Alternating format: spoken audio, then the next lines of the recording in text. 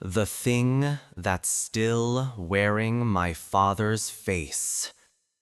I was 12 when I first realized the man in our house wasn't my father anymore. He was standing in the kitchen doorway, holding a glass of water, and he looked at me with an expression of such hollow, studious curiosity. It was the same look I'd seen on my own face in the mirror when I'd found a strange insect crawling on the wall. The sickness that came from my father was short and, according to the doctors, entirely unremarkable. Just a bad flu, they'd said. A week of fever and a cough that rattled the window panes, and then he was back, sitting in his armchair by the living room window as if nothing had happened. My mother, Sarah, cried with relief, holding his hand and telling him how scared she'd been. But from the moment he returned from the hospital, I knew something was wrong. It wasn't one big thing you could point to, nothing that would make sense if you said it out loud. It was a collection of tiny fractures in the reality I had known for 12 years. It started with the keys. For as long as I could remember, my dad's return home was announced by a specific sound, the jingle of his car keys, followed by the heavy ceramic clatter as he dropped them into the blue bowl on the entryway table. It was a sound as familiar and comforting as the evening news theme. But the man who came back from the hospital didn't use the bowl. On his first day home, he walked past it without a glance and hung the keys on a small decorative hook by the door. A hook that had held a Christmas ornament for the last 3 years. The silence of the act was deafening. My mother saw me staring and just smiled, a weary, patient smile. "He's probably just tired, Leo," she said, as if that explained the sudden rewriting of a lifelong habit. Then there was the coffee. My father drank coffee like it was a vital organ. The first thing he did every morning was start the machine, and the bitter, dark smell of it was the house's alarm clock. The man who sat at our kitchen table now looked at the mug my mother placed before him with a faint look of distaste. He pushed it away gently, his fingers barely grazing the ceramic. "I think I'll just have some water today, Sarah," he said, his voice the same, but the rhythm of his words subtly off-key. He never touched coffee again. When I pointed it out to Mom a week later, her face tightened. "People's tastes change, honey. It's not a big deal. Stop looking for problems." The real coldness, the kind that settled deep in my bones, came from Buster. Our old golden retriever had been my dad's shadow since he was a pup.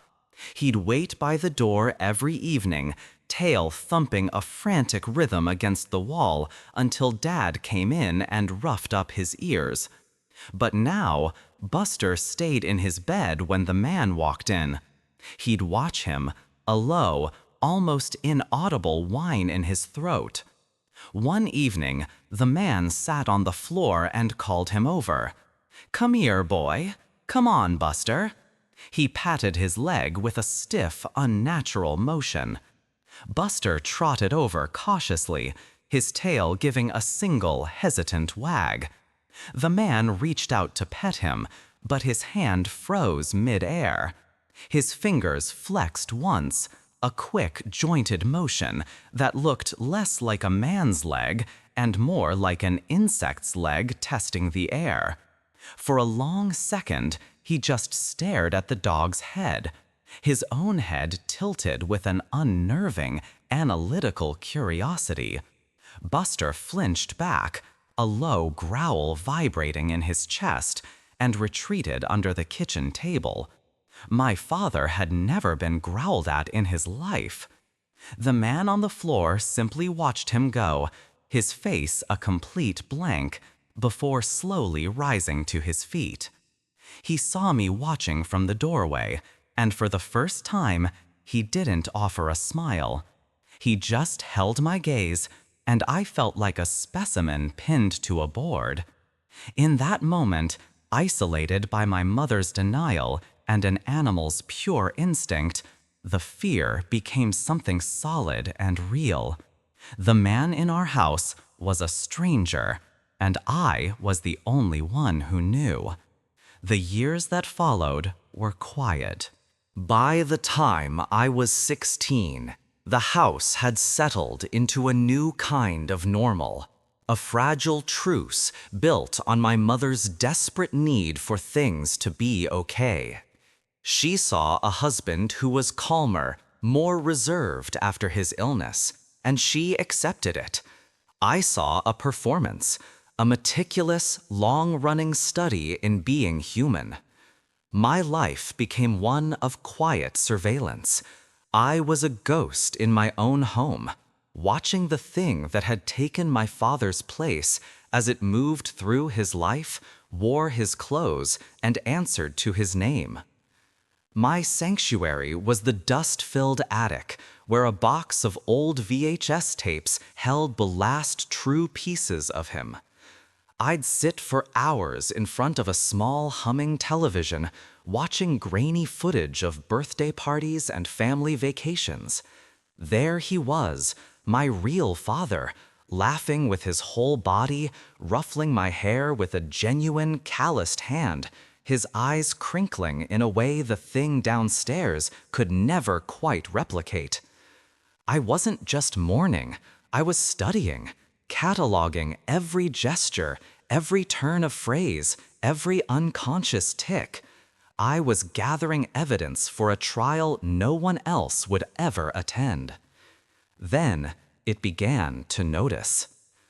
I had been watching a tape of my 8th birthday, one where my dad, covered in cake frosting, jokingly saluted me and said, "Aye, aye, Captain," in a goofy pirate voice. The memory was so distant, it felt like it belonged to someone else. The next afternoon, I was in the kitchen getting a glass of water, and it walked in behind me. We were alone.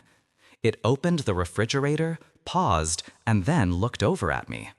With a slight, stiff movement, it raised its hand to its brow in a perfect mocking salute. "Aye, aye, Captain," it said. The voice was a flawless recording, but the eyes were wrong.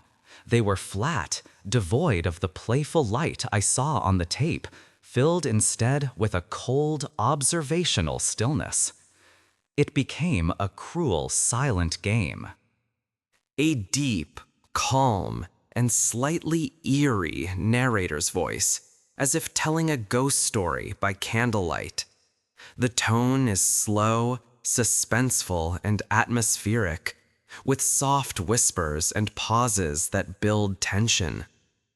Imagine an old storyteller speaking in the dark, evoking mystery, fear, and curiosity.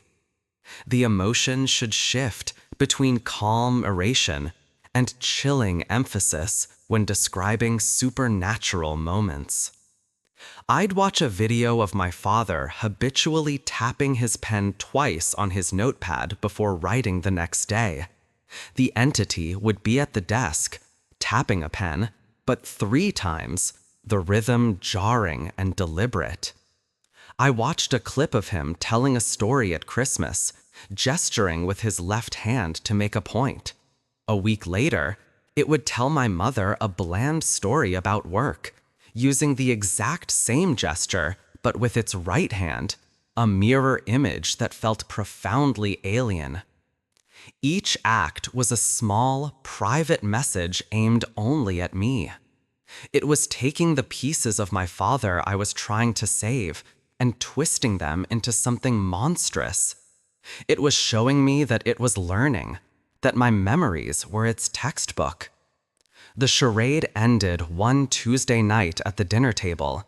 My mother was talking about her day, the familiar drone of her voice a backdrop to the silent horror of our lives. I looked up from my plate, and my eyes met its. The performance was gone.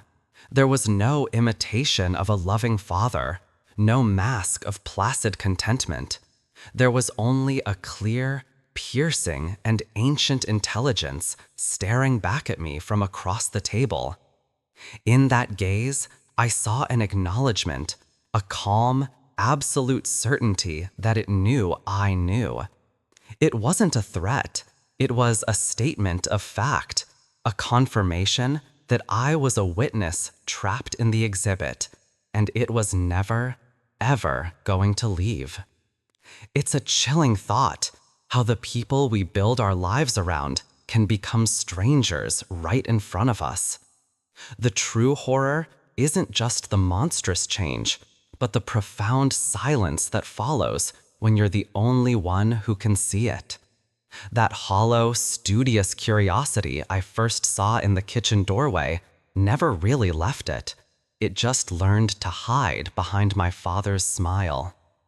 I'm still haunted by the question of what it saw when it looked at us, whether we were a family or just a strange insect crawling on a wall. These are the kinds of fears that linger in the quiet moments, long after the story ends. We are grateful you're here to explore them with us at Content Channel. For those of you who've been listening, I have to ask, if you were a young Leo watching your mother cling to a fragile piece, would you have forced a confrontation that would shatter her world just to prove you were right? Until next time, take care of each other. We'll be back soon with an account from someone who started receiving letters from their grandmother 3 years after she was buried.